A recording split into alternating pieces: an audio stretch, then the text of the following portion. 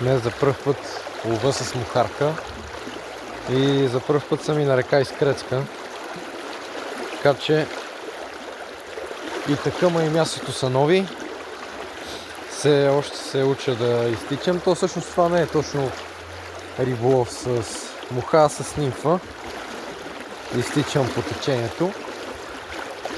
И нагоре по течението, когато вървя, ще ловя с мухарката и може би на връщане след това вече ще извадя спининга, но си го тук на гърба.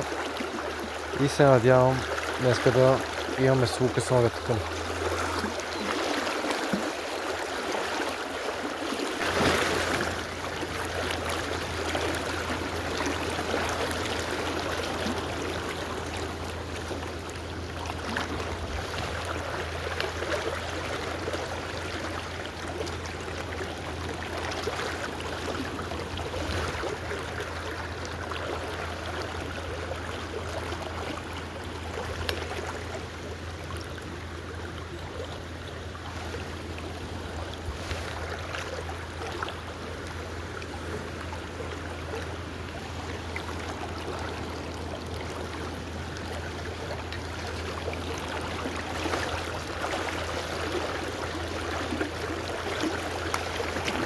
Стига, бе!